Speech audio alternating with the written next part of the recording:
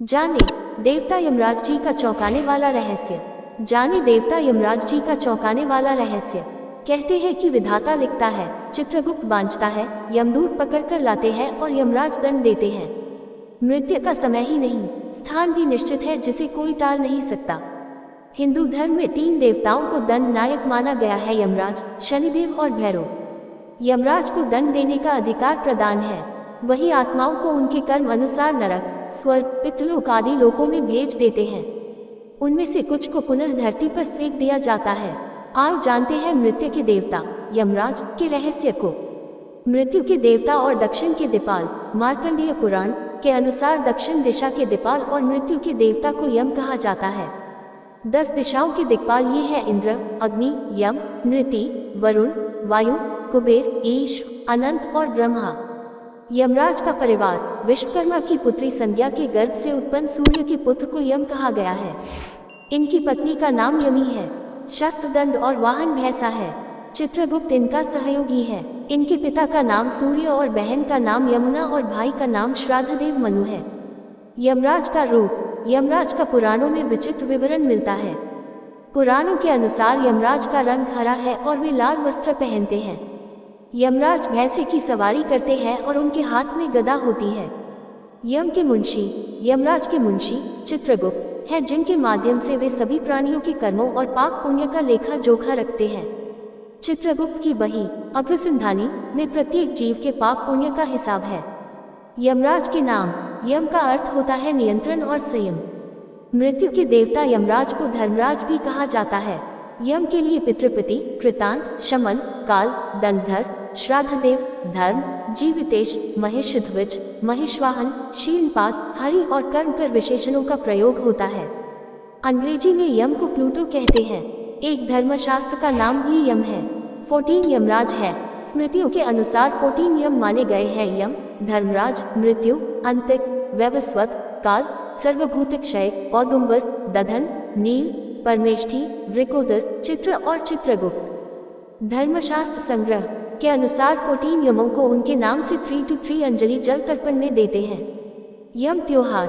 स्कंद पुराण में कार्तिक कृष्ण त्रयोदशी को दिए जलाकर यम को प्रसन्न किया जाता है। इनका संसार यमलोक के नाम से जाना जाता है। जब कोई मरता है तो वह किस मार्ग पर जाता है, जानिए अगले पन्ने पर। पुराणों के अनुसार जब भी कोई मनुष्य मरता है या आत्मा शरीर को त्याग कर यात्रा प्रारंभ करती है तो इस दौरान उसे 3 प्रकार के मार्ग मिलते हैं। उस आत्मा को किस मार्ग पर चलाया जाएगा ये केवल उसके कर्मों पर निर्भर करता है। ये 3 मार्ग है अर्ची मार्ग, धूम मार्ग और उत्पत्ति विनाश मार्ग। अर्ची मार्ग ब्रह्मलोक और देवलोक की यात्रा के लिए होता है, वहीं धूम मार्ग पितृलोक की यात्रा पर ले जाता है और उत्पत्ति विनाश मार्ग नरक की यात्रा के लिए है। हालांकि सभी मार्ग से गई आत्माओं को कुछ काल भिन्न भिन्न लोक में रहने के बाद पुनः मृत्युलोक में आना पड़ता है। अधिकतर आत्माओं को यही जन्म लेना और यही मरकर पुनः जन्म लेना होता है। यजुर्वेद में कहा गया है कि जिन्होंने तप ध्यान किया है वे शरीर छोड़ने के पश्चात ब्रह्मलोक चले जाते हैं, अर्थात ब्रह्मलीन हो जाते हैं। कुछ सत्कर्म करने वाले भक्तजन स्वर्ग चले जाते हैं। स्वर्ग अर्थात वे देव बन जाते हैं। राक्षसी कर्म करने वाले कुछ प्रेत्योनि में अनंत काल तक भटकते रहते हैं और कुछ पुनः धरती पर जन्म ले लेते हैं। जन्म लेने वालों में भी जरूरी नहीं कि वे मनुष्य योनि में ही जन्म लें। इससे पूर्व ये सभी यमलोक में रहते हैं, वहीं उनका न्याय होता है। अगले पन्ने पर जानिए यमलोक का रोचक वर्णन। यमलोक। आत्मा 17 दिन तक यात्रा करने के पश्चात 18वें दिन यमपुरी पहुंचती है। यमपुरी या यमलोक का उल्लेख गरुड़ पुराण और कठोपनिषद ग्रंथ में मिलता है। मृत्यु के 12 दिनों के बाद मानव की आत्मा यमलोक का सफर प्रारंभ कर देती है। पुराणों अनुसार यमलोक को मृत्युलोक के ऊपर दक्षिण में 86,000 योजन दूरी पर माना गया है। एक योजन में करीब 4 किलोमीटर होते हैं। गरुड़ पुराण में यमलोक के इस रास्ते में वैतरणी नदी का उल्लेख मिलता है। वैतरणी नदी विष्ठा और रक्त से भरी हुई है। जिसने गाय को दान किया है वह इस वैतरणी नदी को आसानी से पार कर यमलोक पहुंच जाता है, अन्यथा इस नदी में वे डूबते रहते हैं और यमदूत उन्हें निकालकर धक्का देते रहते हैं। यमपुरी पहुंचने के बाद आत्मा पुष्पोदका नामक एक और नदी के पास पहुंच जाती है, जिसका जल स्वच्छ होता है और जिसमें कमल के फूल खिले रहते हैं। इसी नदी के किनारे छायादार बड़ का एक वृक्ष है, जहां आत्मा थोड़ी देर विश्राम करती है। यहीं पर उसे उसके पुत्रों या परिजनों द्वारा किए गए पिंडदान और तर्पण का भोजन मिलता है, जिससे उसमें पुनः शक्ति का संचार हो जाता है। पुराणों के अनुसार यमलोक 1,00,000 योजन क्षेत्र में फैला और इसके 4 मुख्य द्वार हैं। यमलोक में आने के बाद आत्मा को 4 प्रमुख द्वारों में से किसी एक में कर्मों के अनुसार प्रवेश मिलता है। दक्षिण का द्वार, 4 मुख्य द्वारों में से दक्षिण के द्वार से पापियों का प्रवेश होता है। यह घोर अंधकार और भयानक सांप, सिंह और भेड़िए आदि तरह के भयानक जीव और राक्षसों से घिरा रहता है। यहाँ से प्रवेश करने वाली पापी आत्माओं के लिए यह अत्यंत कष्टकर होता है। इसे नरक का द्वार कहा जाता है। यम नियम का पालन नहीं करने वाले निश्चित ही इस द्वार में प्रवेश करके कम से कम 100 वर्षों तक कष्ट झेलते हैं। पश्चिम का द्वार रत्नों से जड़ित है। इस द्वार से ऐसे जीवों का प्रवेश होता है जिन्होंने दान पुण्य किया हो, धर्म की रक्षा की हो और तीर्थों में प्राण त्यागे हो। उत्तर का द्वार भिन्न भिन्न स्वर्ण जड़ित रत्नों से सजा होता है, जहाँ से वही आत्मा प्रवेश करती है जिसने जीवन में माता पिता की खूब सेवा की हो, हमेशा सत्य बोलता रहा हो और हमेशा मन वचन कर्म से अहिंसक हो। पूर्व का द्वार हीरे, मोती, नीलम और पुखराज जैसे रत्नों से सजा होता है। इस द्वार से उस आत्मा का प्रवेश होता है जो योगी, ऋषि, सिद्ध और संबुद्ध है। इसे स्वर्ग का द्वार कहते हैं। इस द्वार में प्रवेश करते ही आत्मा का गंधर्व, देव, अप्सराएं स्वागत करती हैं। पितृलोक भी है यमलोक का हिस्सा। जानिए कौन कौन मिलेगा आपको वहाँ। पितरों का पितृलोक, यमलोक, धर्मशास्त्रों के अनुसार पितरों का निवास चंद्रमा के ऊर्ध्व भाग में माना गया है। ये आत्माएं मृत्यु के बाद 1 से लेकर 100 वर्ष तक मृत्यु और पुनर्जन्म की मध्य की स्थिति में रहती हैं। पितृलोक के श्रेष्ठ पितरों को न्यायदात्री समिति का सदस्य माना जाता है। अन्न से शरीर तृप्त होता है। अग्नि को दान किए गए अन्न से सूक्ष्म शरीर और मन तृप्त होता है। इसी अग्निहोत्र से आकाश मंडल के समस्त पक्षी भी तृप्त होते हैं। पक्षियों के लोक को भी पितृलोक कहा जाता है। पितरों का आगमन, सूर्य की सहस्र किरणों में जो सबसे प्रमुख है उसका नाम अमा है। उस अमा नामक प्रधान किरण के तेज से सूर्य त्रैलोक्य को प्रकाशमान करते हैं। उसी अमा में तिथि विशेष को चंद्र वस्य का भ्रमण होता है। तब उपकिरण के माध्यम से चंद्रमा के ऊर्ध्व भाग से पितर धरती पर उतर आते हैं। इसीलिए श्राद्ध पक्ष की अमावस्या तिथि का महत्व भी है। अमावस्या के साथ मनवादी तिथि, संक्रांतिकाल व्यतिपात, गजदाया, चंद्र ग्रहण तथा सूर्य ग्रहण, इन समस्त तिथिवारों में भी पितरों की तृप्ति के लिए श्राद्ध किया जा सकता है। पितरों का परिचय। पुराण अनुसार मुख्यतः पितरों को 2 श्रेणियों में रखा जा सकता है, दिव्य पितर और मनुष्य पितर।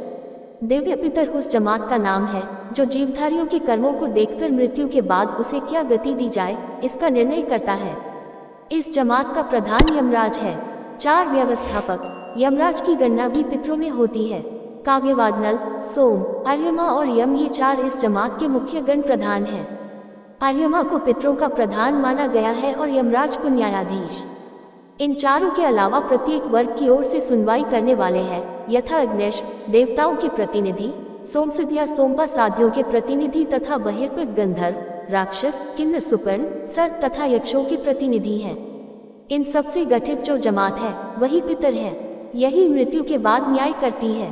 दिव्य पितर की जमात के सदस्यगण अग्रश्वात, बहिर्पद, आज्यप, सोमिप, रश्मिप, उपदूत, आयंतुन, श्राद्धमुख व नांदीमुख, ये 9 दिव्य पितर बताए गए हैं। आदित्य, वसु, रुद्र तथा दोनों अश्विनी कुमार भी केवल नांदीमुख पितरों को छोड़कर शेष सभी को तृप्त करते हैं। अर्यमा का परिचय। आश्विन कृष्ण प्रतिपदा से लेकर अमावस्या तक ऊपर की किरण अर्यमा और किरण के साथ पितृप्राण पृथ्वी पर व्याप्त रहता है। पितरों में श्रेष्ठ है अर्यमा। अर्यमा पितरों के देव हैं। ये महर्षि कश्यप की पत्नी देवमाता अदिति के पुत्र है और इंद्रादि देवताओं के भाई। पुराण अनुसार उत्तरा फाल्गुनी नक्षत्र इनका निवास लोक है। इनकी गणना नित्य पितरों में की जाती है। जड़ चेतनमयी सृष्टि में शरीर का निर्माण नित्य पितृ ही करते हैं। इनके प्रसन्न होने पर पितरों की तृप्ति होती है। श्राद्ध के समय इनके नाम से जलदान दिया जाता है। यज्ञ में मित्र, सूर्य तथा वरुण, जल देवता के साथ स्वाहा का हव्य और श्राद्ध में स्वधा का कव्य दोनों स्वीकार करते हैं। सूर्य किरण का नाम अर्यमा। देसी महीनों के हिसाब से सूर्य के नाम है चैत्र मास में धाता, वैशाख में अर्यमा, ज्येष्ठ में मित्र, आषाढ़ में वरुण, श्रावण में इंद्र, भाद्रपद में विवस्वान, आश्विन में पूषा, कार्तिक में पर्जन्य, मार्गशीर्ष में अंशु, पौष में भग, माघ में त्वष्टा एवं फाल्गुन में विष्णु। इन नामों का स्मरण करते हुए सूर्य को अर्घ्य देने का विधान है। अंत में यमराज का सबसे जागृत मंदिर कहाँ है जानिए। वैसे तो यमराज के खास 4 मंदिर हैं। एक मथुरा में विश्राम घाट पर, दूसरा ऋषिकेश में लक्ष्मण झूला पर, तीसरा तमिलनाडु के तंजावुर जिले में एमा धर्मराज मंदिर। लेकिन इन सबसे जागृत है हिमाचल में भरमौर में स्थित धर्मराज यमराज का मंदिर।